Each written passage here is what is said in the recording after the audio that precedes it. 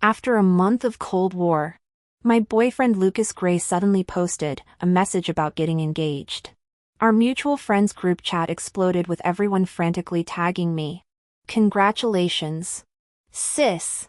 Sis better send gifts. Just as the excitement peaked, Lucas added a girl to the group. Stop the nonsense. This is your real sister-in-law.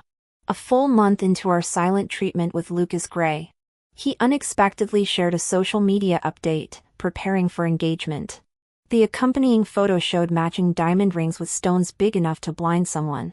Our shared friend group immediately went wild. Dozens of notifications pinging as everyone tagged me demanding celebratory gifts. Then Lucas added a new member username Lucas Lil Fairy, whose real name is Luna Brown. The moment she joined, Lucas had mentioned everyone, quit the mistaken identities. Meet your actual sister-in-law. The previously buzzing chat froze mid-celebration. Staring at those cold pixels, I actually laughed through the anger. Luna began sweetly greeting everyone individually, saving me for last. First came a cutesy hello, big sis princess sticker, followed by a saccharine sweet message, big sister. I'm still young. Please guide me in the future. The cloying act made me nauseous. I exited the group and powered off my phone. This wasn't Lucas' first public humiliation stunt. Every previous Cold War ended with me apologizing. This time, whether genuine or another mind game, I couldn't care less. Blocked him across all platforms, out of sight, out of mind. Today was supposed to be my birthday. Still stewing, I slipped into a little black dress and took a cab to a new downtown speakeasy.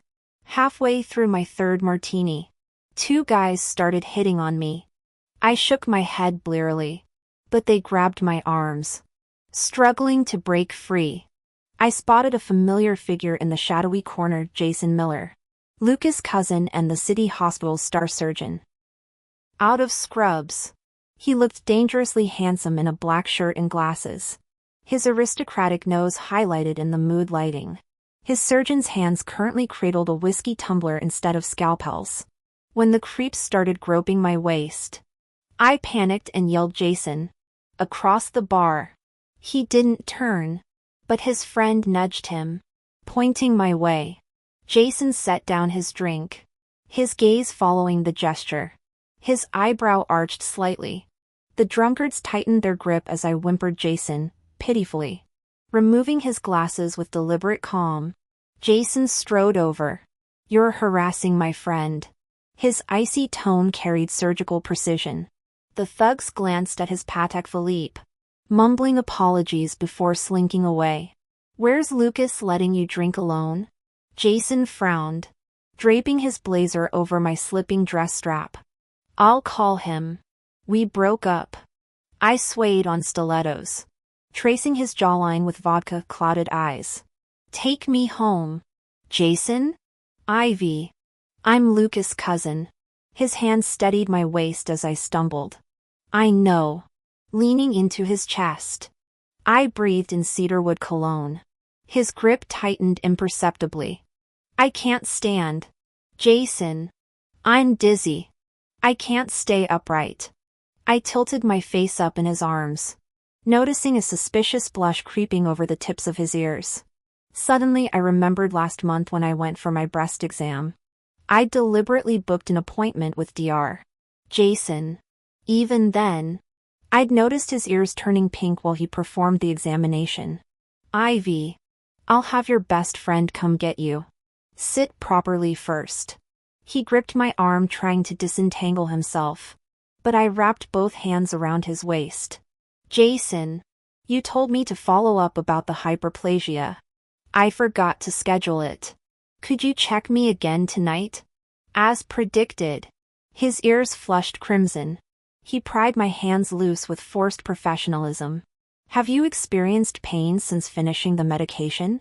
It still hurts, especially before my period. The throbbing gets unbearable. I bit my lip, pressing a hand to my left breast. Dr. Miller. Maybe the prescription wasn't strong enough? Come to my office tomorrow for reevaluation. But it's aching right now. Isn't there faster relief? His elegant brows knitted. You shouldn't be drinking with existing discomfort. Tears welled up as I whispered. Today's my birthday. Lucas just went public with another girl, through alcohol-hazed vision. I thought I glimpsed fleeting tenderness in those obsidian eyes. The SUV's leather seats embraced me like a cloud. Jason handed over a petit gâteau crowned with a single pink candle, birthday consolation purchased from the hotel patisserie. After blowing out the flame, I daringly smeared frosting on his cheekbone. The notorious germaphobe tensed but didn't scold me. I remembered his meticulous ritual before examinations, 7 surgical scrubs between patients. Those elegant hands, capable of spanning my waist if clasped together, now flexed restlessly on the steering wheel. My throat went dry imagining their clinical precision tracing different contours. Moonlight gilded his profile, the frosting smudge glaringly out of place. Before rationality intervened, I leaned over and caught the sweetness with my tongue. Cream dissolved into velvety richness as his grip shackled my wrist. Ivy. My name emerged gravel rough. Our breaths tangled in the shadowed cabin, his controlled composure fracturing. Beneath sterile antiseptic notes, bourbon warmth enveloped me. His trembling fingers betrayed what the stoic expression hid. How could anyone remain immune to this man? During college, crowds gathered just to watch Jason walk between classes. I'd strategically chosen shared electives, once triumphantly securing the library corral opposite his. For 2 hours, he'd solve differential equations without glancing up while I memorized the way sunlight gilded his lashes. I must have fallen asleep in the end. To my mortification, Jason woke me before leaving, even handing me a tissue to wipe the drool off my face. I burned with humiliation, wishing the ground would swallow me whole. After that day, I couldn't bear to face him again. Our next meeting occurred shortly after Lucas and I had officially started dating. To my shock, Jason turned out to be the revered older cousin Lucas both admired and feared. I still remember walking into the Gray family's home that day, equal parts startled and thrilled to see him. Yet from our first exchanged glance, his demeanor turned arctic. That handsome face all chilly detachment. Lucas tried comforting me afterward. Don't take it personally, he said. Jason's always been like that, cold as ice. Never shows interest in women. Half our relatives think he's gay. Ivy. Jason's fingers closed around my wrist, yanking me against his chest. His woodsy cologne flooded my senses. Look at me. Really look. Who am I? Jason. My tongue felt clumsy. Wrong answer. His grip tightened, pulling me flush against him until I could feel the heat radiating through his dress shirt. Our noses nearly touched as he tilted my chin up. Try again. Dr. Miller? I whispered. His thumb brushed my lower lip. Names are powerful things. Little bird. Say mine properly. Jason Miller. My gaze darted everywhere but those piercing eyes. A ghost of satisfaction curved his mouth. Remember this flavor? His sudden question confused me. But before I could react, his lips captured mine. The lingering sweetness of dessert cream mingled with the dark spice of his kiss. My hands fluttered weakly against his shoulders as he licked the traces of sweetness from my mouth. Eyes closed, he murmured against my lips, teeth grazing the sensitive flesh. His breath scorched my ear as he added, "Didn't your boyfriend teach you how to kiss properly?" Ex-boyfriend, I corrected hazily. Jason's fingers tightened in my hair, his next kiss devouring rather than asking. When we finally broke apart, his voice roughened to gravel. See that you remember. His penthouse dominated the city's skyline, ludicrously expensive yet practical for hospital shifts. As the elevator doors opened to his private foyer, he paused with fingers hovering over the keypad. Last chance to walk away. Ivy. The dim lighting carved shadows across his sharp cheekbones. What happens beyond this door? I pressed against his back. fingers skimming the taut muscles beneath his shirt. I want this. Want you. Better to give myself to Jason than let Lucas's betrayal destroy me. At least this way, I'd claim something beautiful from the wreckage. The moment the fingerprint lock clicked open, he had me pinned against the door. My legs wrapped around his hips as we stumbled inside. His hunger matching my own desperate need. Patience. I breathed against his neck. Drunk on power and Pinot Noir. You'll have all of me. He stilled abruptly, cradling my face with unexpected tenderness. His lips brushed my temple, a fleeting softness that stole my breath. Promise? The bedroom revealed what tailored suits concealed. Jason's lean frame had sculpted shoulders and abs that made my mouth water. Later, watching him fetch water in low-slung pajama bottoms, I marveled at the tiger stripes of muscle rippling beneath golden skin. The man moved like poetry, every motion precise yet effortlessly graceful. When he returned, placing the glass in my trembling hands, his thumb wiped away a droplet trailing down my neck. Our eyes met, his darkened to stormy seas, and I knew this night was merely the first verse of our dangerous duet. I collapsed onto the bed, my body feeling utterly wrecked. Lethargic.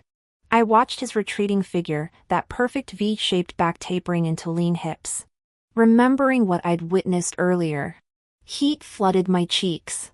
Lucas had always claimed his cousin Jason remained celibate. Probably from seeing too much as a surgeon. But they had no idea about Jason Miller's true nature. Those surgeon's hands possessed terrifying strength. Drink some water. He brought a glass over. I stretched lazily. I can't move. He patiently helped me sip. More, I murmured after finishing half the glass, craving the coolness against my parched throat. His gaze darkened with unmistakable hunger, making my breath hitch. Take it all. His gravelly promise preceded the glass clinking on the nightstand as he pinned me beneath him. That's not what I meant. By morning, Jason had already left for the hospital. A note on the bedside read, "Breakfast on the table. Heat it if cold. Take the day off," I arranged it. "Rest until I return for lunch." The words blurred as my eyes stung. After prolonged hesitation, I shredded the note into the trash. A quick shower later, I dressed and slipped out before Jason's return. I'd harbored a schoolgirl crush on him years ago, but never imagined this. With his pedigree and brilliance, Jason could have any woman. I was just a fleeting curiosity. Better to end this before awkward explanations at lunch. My phone rang as I entered my apartment. "Lucas. Best to settle this cleanly. Where are you? Mom wants us for dinner." His tone remained casual, as if yesterday's public declaration over that woman never happened. "Lucas. We broke up yesterday. Come on, Ivy. You know I like having fun." His exasperation crackled through the receiver. "I'm almost there. Get downstairs. Didn't you hear me? We're done." "Because I let them call Luna Mrs. Gray?" He scoffed. "She's just a co-worker. Don't be petty. Keep your office flings. Never contact me again. Burning bridges." "Ivy?" His voice turned venomous. "Remember who funded your law degree after your parents' accident?" My blood froze. The truck crash replaying, father gone instantly. Mother's hospital bills. My mother had been in the ICU for 2 months. It was during this time that Lucas suddenly appeared. He covered the astronomical medical bills and settlement costs.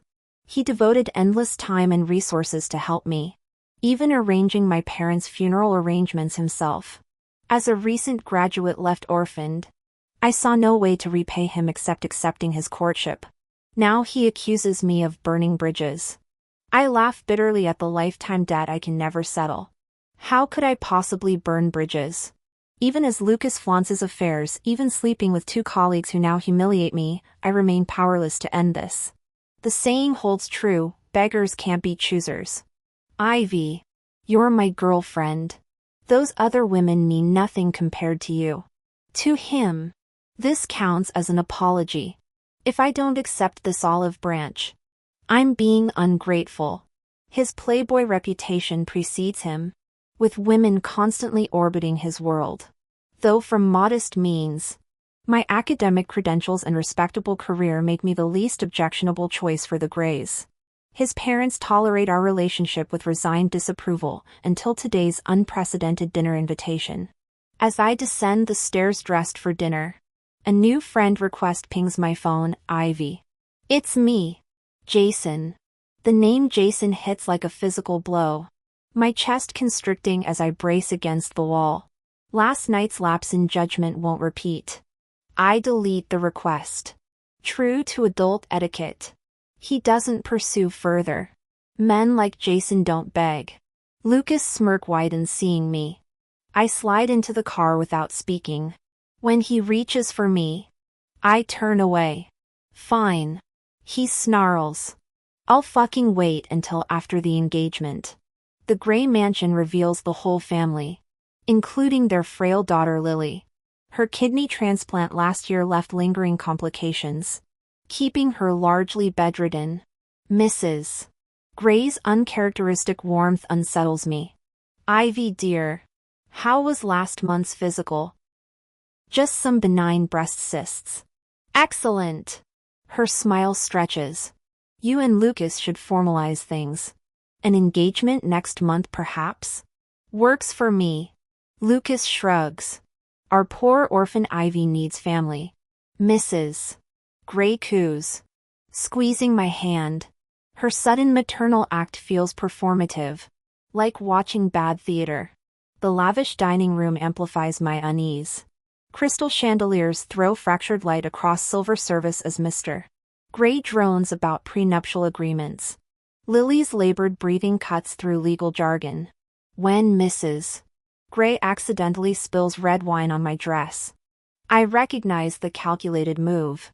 In the powder room, I find the pregnancy test she planted in my clutch. The farce crystallizes, they want breeding stock, not a daughter-in-law. Returning, I catch Lucas texting his latest conquest. Our eyes meet. He doesn't bother hiding it. The test stick clatters onto his mother's Limoges china. Congratulations, I announce. Your son got someone pregnant. Sadly, my smile sharpens. It wasn't me. Chaos erupts as I exit. Jason's car idles at the gates. Need a ride? He asks. As if our decade-old history could be bridged by one reckless night. The engine purrs to life. Behind us, the Grey mansion shrinks like a receding nightmare. Ahead, uncertain roads twist through gathering twilight. I inhale, tasting freedom laced with gasoline and possibility. Let them keep their gilded cage. Some debts are meant to be defaulted. The Grey family was unusually warm today. When we returned that evening, Mrs. Grey even gave me a new Louis Vuitton bag. Don't worry about the engagement preparations. Our family will handle everything properly. Just relax and wait. Ivy. As I got into the car to leave, I watched the Grey elders waving enthusiastically through the window. Nearby stood Lily, her pale face paper white and fragile. An inexplicable chill crept down my spine. Lucas drove me home but left immediately after dropping me off. I overheard him taking a call, probably from that Luna again. Pretending not to notice, I trudged wearily toward my apartment building. Beneath the shadowy tree, Jason stood smoking. My breath caught as I instinctively tried to avoid him. He stubbed out his cigarette and called my name firmly. Dr. Miller. I forced politeness, freezing in place. Why didn't you wait for me? His voice held wintry edges. My throat tightened painfully.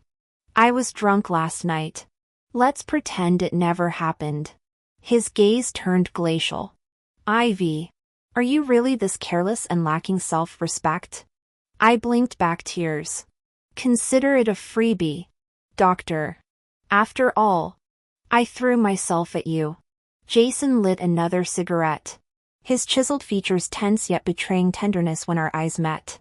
Memories surfaced of last night's intimacy, his flustered comfort when I'd wept. The guilty warmth in his whispers, "I'm sorry. Sweetheart. I didn't realize it was your first." Averting my eyes from the lengthening ash on his cigarette, I murmured, "I should go up." "Aren't you broken up with Lucas?" "That's personal. Ivy. If you need help."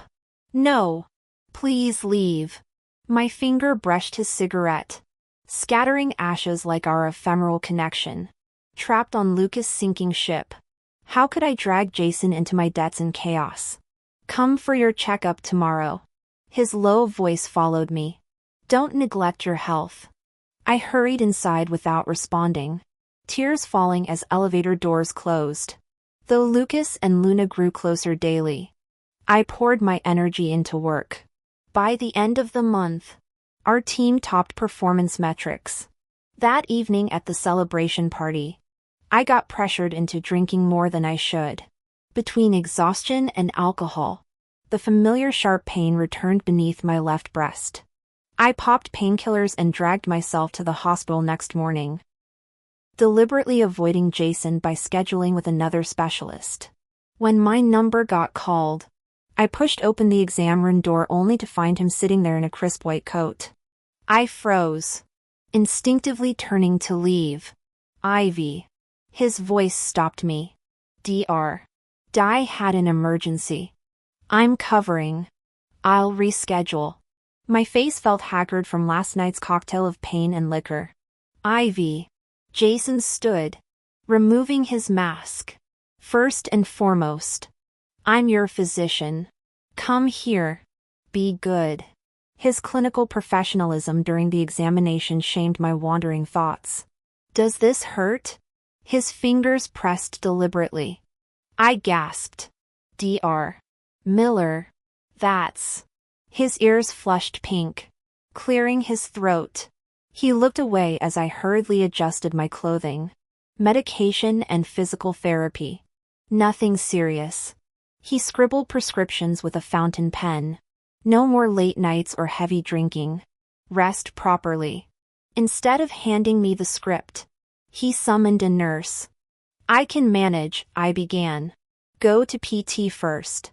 He replaced his mask. "The therapist on duty is male today. I'll handle your session." "That's unnecessary. Doctors are professionals." "It matters." Unbuttoning his coat, he stepped closer. "Ivy, I don't want others seeing you like this." The intensity in his gaze silenced me. In the treatment room, I lay stiffly on the table, eyes shut tight. His skilled hands worked the tense muscles. "Relax. This won't take long." The rumble of his voice soothed like warm honey. Between therapeutic devices and his expert touch, the pain gradually ebbed. I drifted asleep under the heat therapy blanket, unaware of Jason lingering at my bedside, nor the feather-light kiss he pressed to my temple. Collecting medications later, nurses eyed me curiously. "Are you Dr. Miller's girlfriend?" one finally blurted. I shook my head. "But he never treats female patients personally." Her eyes shone with envy. "He even did your PT himself?" We were all dying over it. The hallway echoed emptily when I glanced back. My heart sank like stone. Forcing a smile, I stepped into the elevator alone. He told me to come back 3 more times. But deep down I knew I wouldn't. The next midnight, exhausted after overtime work, I dragged myself back to my rented apartment when Lucas called demanding I come over. I initially refused, but he sounded dangerously drunk. Sitting numbly on my bed, I eventually grabbed my phone and purse. Halfway there, his text message blinked. "Sis. Bring 2 boxes of condoms. Extra large." I blankly closed the app. Strangely numb. At the hotel, I knocked holding the purchased items. Luna opened the door, fairy-like as ever, handing her the package. I turned to leave. "Ivy, get your ass back here." Lucas slurred. Luna cooed. "Don't be mad. Lucas. She's probably uncomfortable with me here. Uncomfortable? Lucas yanked me inside, reeking of alcohol. Stop pretending you care how many women I fuck. We're getting married anyway. He tore at my robe, forcing me onto the couch. Watching his contorted face, imagining him fresh from Luna's bed, revulsion surged. As he lunged, I smashed the crystal ashtray against the table, shards embedded in my bleeding hand. Luna screamed. Choose. Lucas. I sat up calmly, blood dripping. Wait till engagement, or send us to ER in jail tonight. He retreated. I stumbled out, vomiting blood-streaked bile on the curb. At the ER, Jason's hospital, nurses cleaned my mangled hand. I trembled but didn't cry. Not since becoming orphaned. Pain demands tears. That familiar baritone wrapped around me as calloused hands covered my eyes, disinfectant and tobacco merging with Jason's comforting scent. Silent sobs soaked his palm until bandages secured my ruin. He took me back to his place. On the way, I mentioned going home but he firmly refused. With injuries on my hand, he insisted on helping me shower. Though we'd been intimate before, I still felt awkward. I can wash myself slowly. Your wounds will get infected if they get wet. Be good, he said, wrapping me in a large towel before carrying me to the bedroom. I'll be next door. Call if you need anything. After brushing my forehead, he started to leave. Jason, I caught his sleeve. Could you stay? I don't want to be alone. He studied me for a long moment before relenting. All right. Let me shower first. When he returned smelling of fresh soap, I burrowed into his arms, clinging to him like ivy. He carefully avoided my injured hand while gritting out, Ivy, don't test me.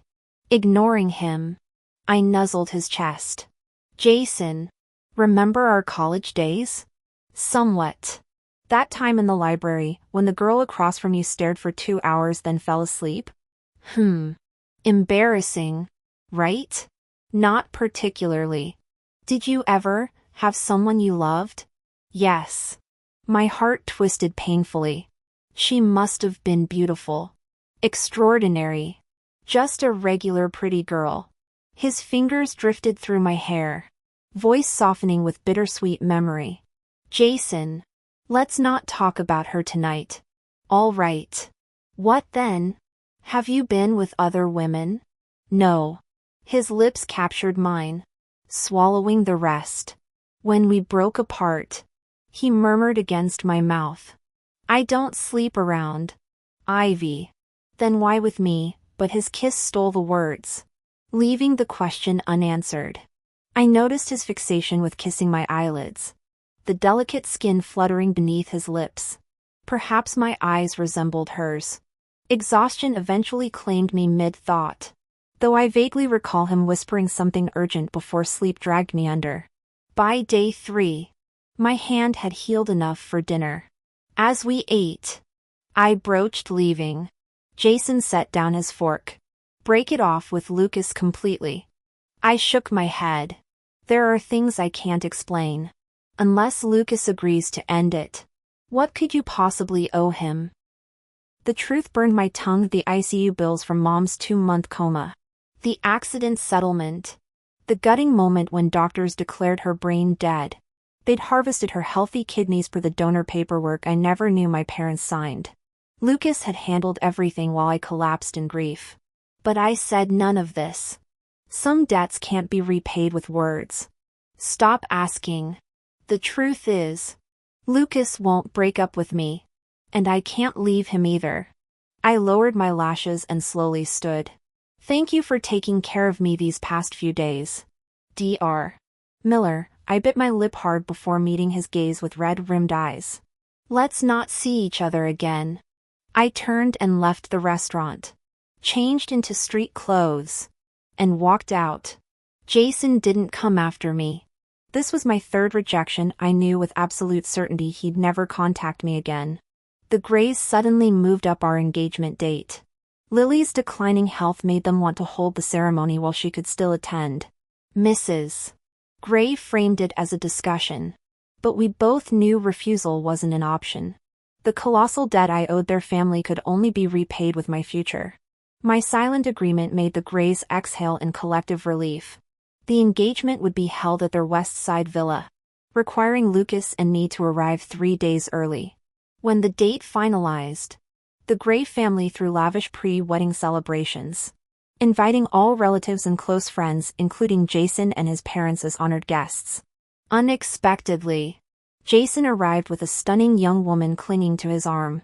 Their intimate body language made me glance away after one fleeting look. These past weeks had settled everything. Our brief entanglement now felt like some half-remembered dream. Mrs. Miller appeared every inch the elegant society matron, clasping my hands warmly when introduced. Her son offered only a frosty nod before turning away. Jason, the beauty at his side, tugged his sleeve, flashing me an apologetic smile. "Don't mind him. He's always like this." I murmured polite reassurances and followed Mrs. Gray to greet other guests. Lucas had long since fled, intimidated as always by Jason's presence. Seizing my first free moment, I escaped to the restroom. These glittering functions still felt alien. My parents were ordinary office workers from a middle-class neighborhood galaxies removed from Gray family circles. Let alone the Millers. Hearing the Grays' obsequious flattery toward Jason's family made my cheeks burn with secondhand shame. The mirror reflected a stranger in couture gowns and heirloom jewels, a marionette dancing on invisible strings. Homesickness clawed at my throat. 2 silent tears traced my cheeks before the glass revealed his silhouette behind me. My vision blurred, making his image waver. Wishful thinking, I told myself. He came with a date, why seek me out? Why are you hiding here crying? His voice shattered the illusion. I tried to turn away, but he raised his hand to rest on my shoulder. I swore I'd never interfere again. He murmured, taking a slow step forward. Even in heels. I only reached his chin as he pulled me closer, gradually lowering his head until his jaw settled against my collarbone. But when you looked at me with those wounded eyes earlier, I couldn't help myself. I didn't. Didn't what? His breath warmed my neck. The moment I walked in, your eyes turned red. Just tired from lack of sleep. I lied, squirming in his hold. Jason, let go before someone sees. His grip tightened. We've already slept together. Isn't this concern a bit belated? Ivy? My vision blurred with frustrated tears, lashes clumping damply. Jason's expression softened, and to my surprise, he released me. I fumbled through my clutch for compact powder, fingers trembling as I patted down the tear tracks. He leaned against the marble sink, flicking a silver lighter open and shut. Aren't you leaving? I snapped the compact shut, glaring at his reflection. Are you? He pushed off the counter with feline grace, palm upturned between us. Ivy, dare to walk out with me? Jason? My breath hitched at the dangerous glint in his hazel eyes, eyes that now held my reflection like a trapped firefly. That timid girl who'd spent 2 library hours across from him, scribbling love notes only to scratch them out. The coward who'd carved desperate lines into her wrist when her parents' kidneys were harvested for richer patients. The broken puppet returning to Lucas' bed no matter how many women he paraded past. His fingers brushed mine. I'll only ask once. Will you choose me? Memories flickered, Lucas' whiskey sour kisses that made my stomach churn. His colleagues' pitying stares when I appeared with fresh bruises. The debt contract binding me tighter than any wedding vow. This man offering escape was everything Lucas wasn't, sunlight to sewer filth. Yet if I traded one golden cage for another, would I still recognize myself in the mirror? I can't let them destroy you too. I whispered, pulling back. The lighter clattered to the floor between us. Flame extinguished. So I could only push him away. Let me sink into the swamp and mire alone. Let me traverse every layer of hell by myself. If I'm lucky enough to break clean from this past, to achieve true freedom, maybe then I'd find the courage to confess to him. I shook my head. My engagement is in 3 days. Jason, please don't joke about something like this. The light in his eyes dimmed. Before he could speak, I continued. I thought I'd made myself clear. This was just adults indulging in casual fun. You could even consider it ventilation and retaliation for Lucas' infidelity. Ventilation and retaliation? Jason repeated slowly, tilting his head with a bitter chuckle. So that night meant nothing more than that to you? Jason, truthfully. The experience was quite enjoyable. If you're willing, I wouldn't mind maintaining this arrangement. He turned away before I finished, frost spreading across his striking features. I watched his retreating figure slump against the bathroom counter, my fingers trembling uncontrollably, pressing icy palms to my flushed cheeks. I whispered his name like countless times in my girlhood dreams. That golden afternoon in the library resurfaced, sunlight pooling on medical textbooks. Dozens of students, yet the seat across him remained mysteriously vacant. Several girls hovered nearby, but none dared approach. Jason's reputation for icy rebuffs preceded him, his blunt rejections leaving no room for salvaged dignity. I'd been heading upstairs with my books when my roommate shoved me toward that forbidden chair. Panicking, I scrambled to leave until his gaze lifted. Without a word, he simply shifted his materials closer and resumed reading. His surgeon's hands turned gilded pages, nails trimmed to clinical perfection. I sat paralyzed, finally stammering, is this seat taken? He shook his head, moving another reference book away from my elbow. My heartbeat thundered as I pretended to study. Yet entire hours passed without comprehending a single paragraph. His proximity intoxicated me, the shadow of lashes on cheekbones, the faint cedar scent mixing with old paper. Worse still, I somehow fell asleep drooling on my textbook. He woke me with a tissue, amusement glinting beneath those lashes. For your face, he'd said, pointing to my damp sleeve, voice warm as the afternoon sun. And the book. The memory still burned years later. I'd hidden in mortification for weeks, certain I'd forever destroyed any chance with him. Now, watching his broad shoulders disappear down the hospital corridor, that familiar ache returned sharper than any scalpel cut. Later, he graduated. When they were taking graduation photos, Ivy and her roommate passed by the playground. Many girls wanted to take commemorative pictures with him, but he refused them all. Ivy lowered her head and dragged her roommate away quickly. That's why she didn't hear him say, "Ivy, do you want to take a photo with me?" When they met again 3 years later, Ivy was Lucas's girlfriend. Jason was Lucas's cousin, technically a distant relative. But the Gray family had been actively currying favor with the Miller family, maintaining frequent contact. That day, he only glanced at Ivy initially. Not a single word was exchanged throughout the entire dinner, the atmosphere growing increasingly awkward until it became downright frosty. Lucas comforted Ivy afterward. "That's just how my cousin Jason is. Comes from a prestigious family. Top-tier credentials. Handsome looks, guy's got a massive ego." But Ivy didn't agree. While reserved, Jason wasn't arrogant at all. He'd graduated with perfect grades, becoming the youngest surgical specialist at the hospital. Ivy had seen him with patients, polite, gentle, endlessly patient, without a trace of condescension. Having been his patient herself, she knew exactly how exceptional he was. The night before leaving for the engagement ceremony villa, Lucas took Ivy to dinner at the Gray estate. The brightly lit mansion loomed like a ravenous beast to her eyes, ready to devour her whole, crunching her bones to dust, condemning her to eternal damnation.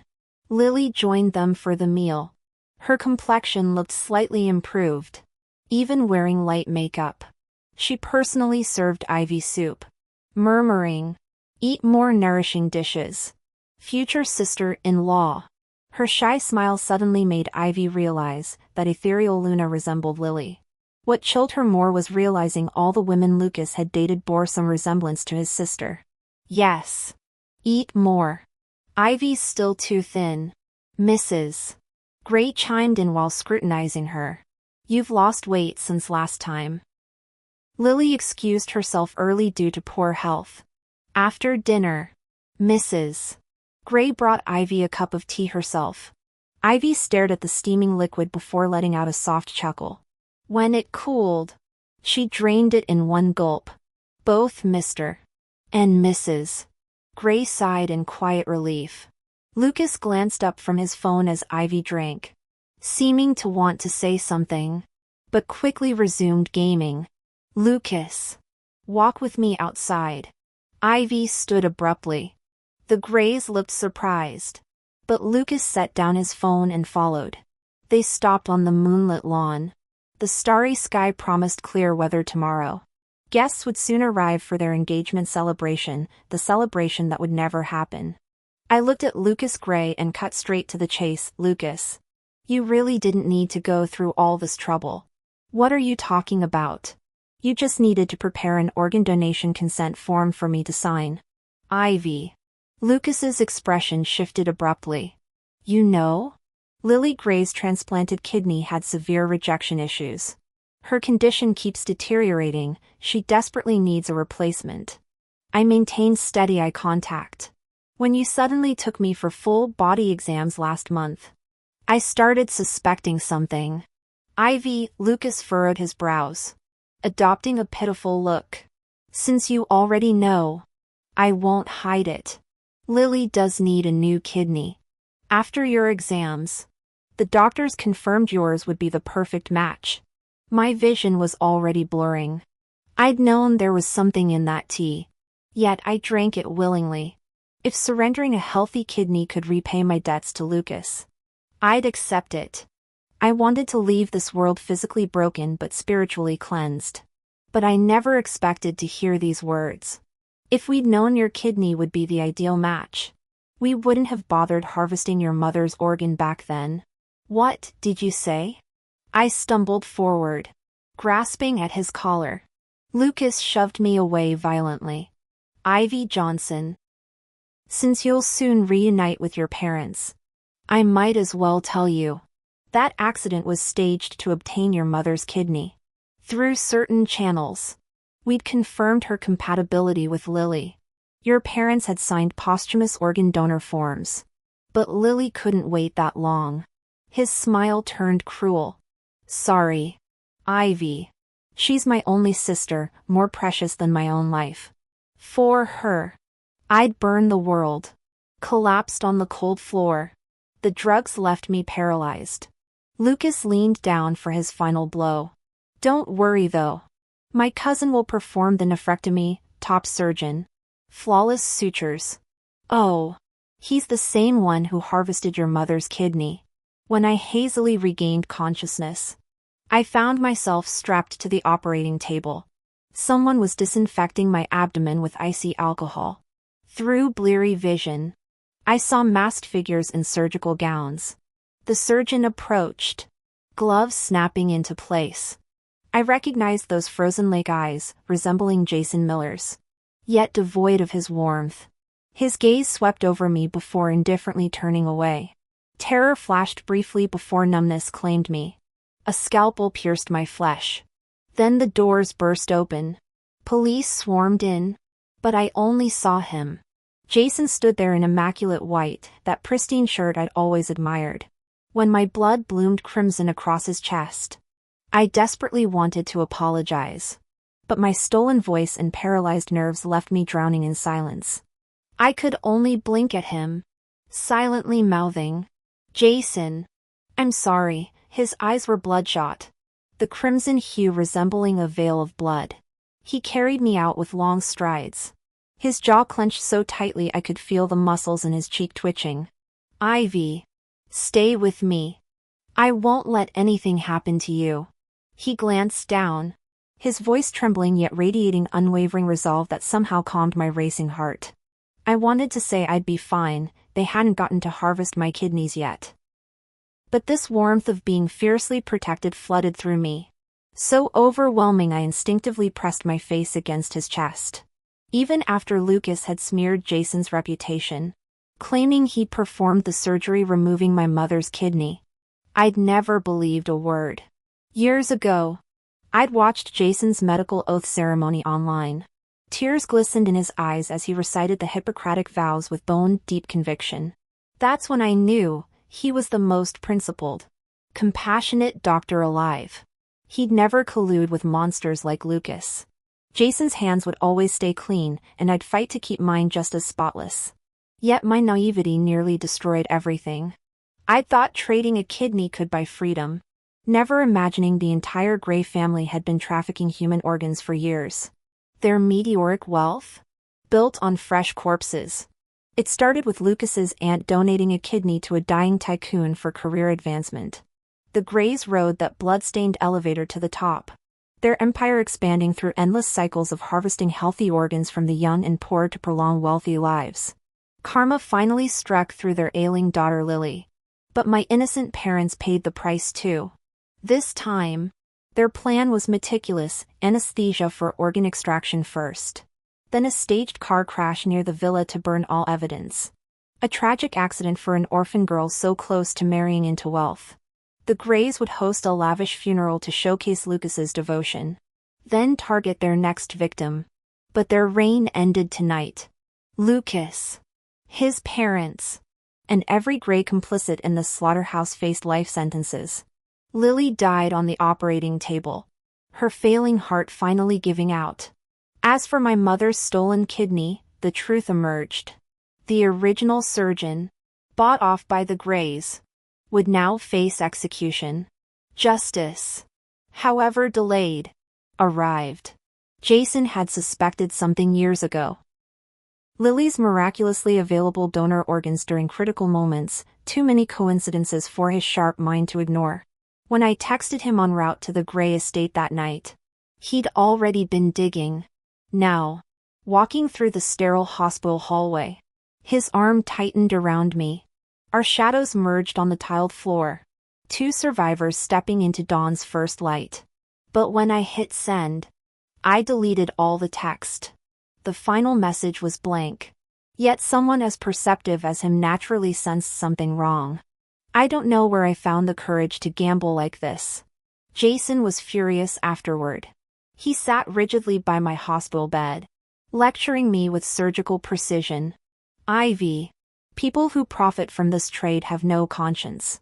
Do you realize when I later inspected the operating theater and reviewed their protocols? I discovered they weren't just after one kidney that night. They wanted all your healthy organs. If you ever endanger yourself like this again, his voice cracked with barely contained rage. Though shaken, I felt protected by the mountain of a man I loved. Jason, I reached for his hand. He pulled away, lips pressed into a thin line. Undeterred, I tangled our fingers together. When he tried withdrawing again, I winced. The incision hurts. Stay still. He paled, immediately adjusting my gown to examine the wound. His tender focus made warmth bloom in my chest. Tracing his jawline, I whispered, "Hold me?" He sighed, arms encircling me despite himself. "Brother." I breathed against his ear. "Why did your ears turn so red when you saw me at that breast exam?" His earlobes flushed crimson again. When he tried turning away, I nipped the sensitive skin. "You're a surgeon. Do other women make you blush like this?" Ivy, his uneven exhale warmed my neck. "A lady should maintain some decorum. Would you prefer me more reserved?"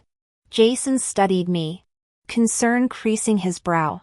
"You can occasionally forget propriety, but only with me." Seeing my pout, he relented. "Fine. Whatever makes you happy." This became his lifelong refrain.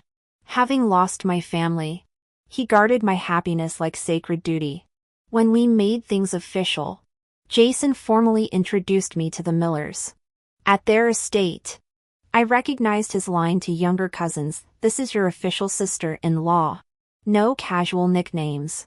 The girl who'd accompanied him last time grinned. I knew it. Jason's eyes never left you that first night. Vicky linked arms with me. But I can't blame him. You're stunning, sis.